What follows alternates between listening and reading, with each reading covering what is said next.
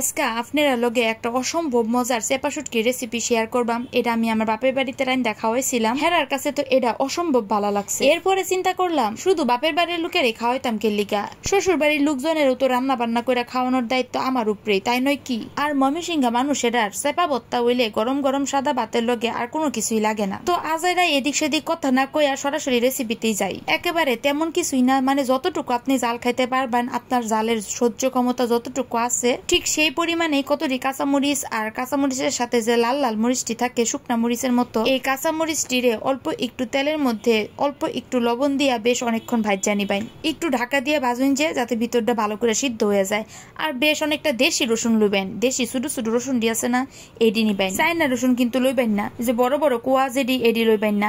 এই রসুনটার মধ্যে একটু জল দিয়া একটু লবণ দিয়া বেশ অনেকক্ষণ ঢাকা দিয়ে রেখা দিবেন। আর কাঁচামরিচটিও কিন্তু উড়ে এলাইবেন না, কিন্তু বেশি পুইরা পুইরা যাইব। এদিকে রসুনটা সিদ্ধ হইতে থাক। এই ফাঁকে আমি চেপা শুটকিটিরে ভালো করে জল গরম দিয়ে একটু ধুইয়া নিমু। কুসুম গরম জল দিয়ে কিন্তু আমি ধুইছি, অনেক বেশি জল গরম দিয়ে ধুইলে চেপা শুটকি কিন্তু একদম গইলা যাইব। তো জায়গা রসুনটা এদিকে ভাজা হইতাছিল, তখন মনে হইতাছিল যে কাঁচামরিচটা মনে একটু কমই হয়ে গেছে।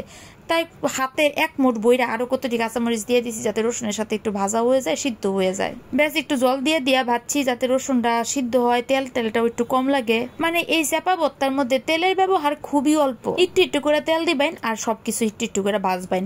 এইবার বেশ অনেকটা আমি এখানে পেঁয়াজ দিয়ে দিলাম, কুচি করা পেঁয়াজ দিছি, তার সাথে একটু লবণ দিয়ে দিছি। এবার আমি কয়েকটা শুকনা মরিচও দিছি, আস্তে আস্তে শুকনা মরিচও দিয়ে এটার একটু ভালো কইরা ঢাকা দিয়ে দিয়া ভাজছি। যদি লাগা যায় একটু জল দিয়ে দিবেন, সমস্যা কি? পেঁয়াজটা সিদ্ধ হয়ে গেলে কত জলে আপনি থেকে শুকায় যাবো গা। যাই হোক, আমার পেঁয়াজ টিয়াজ ভাজা শেষ হয়ে গেছে গা। এবার আমি ওই যে ময়মনসিংহ চেপাটি আছে না, এই চেপাটি দিয়ে দিলাম, ভালো করে ধুয়ে দিছি কিন্তু।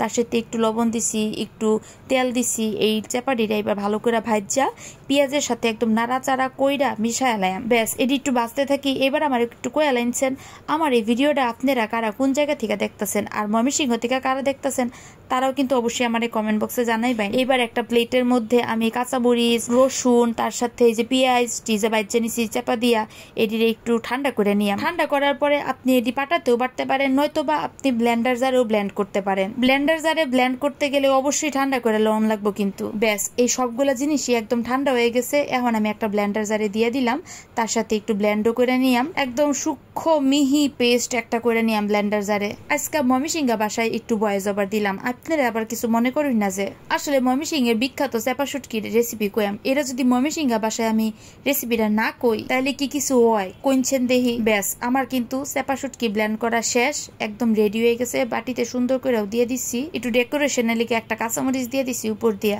আর এটি এতটি করে ভাতের মধ্যে লয় না, একটু করে চামচ দিয়ে ভাতের সাথে নিবেন, সাদা সাদা গরম ভাতের সাথে। আর হাত দিয়া ডইলা মুখে যখন দিবেন খায়া কইবেন কি খাইলাম। তবে জালটা যার যার সহ্য হয় ওইব যেরকম সেরকম ভাবে দিবেন। আসলে ভয়েস ওভার দিতে দিতে না আমার মুখে জ্বলায় পড়তেছে, আমি আর কি ভয়েস ওভার দিয়া। তো আজকের এই চেপা শুটকির ভর্তার রেসিপি হইতেছে এই পর্যন্তই। তো ভিডিওটা ভালো লাগলে অবশ্যই সবাই লাইক আর কমেন্ট করবেন, পেজটারও ফলো করে দিবেন। আর ভিডিওটা ভালো লাগলে অবশ্যই টাইমলাইনে শেয়ার করে রাখতে পারবেন। তো আজকের মতো এই নেই, বাই, টাটা।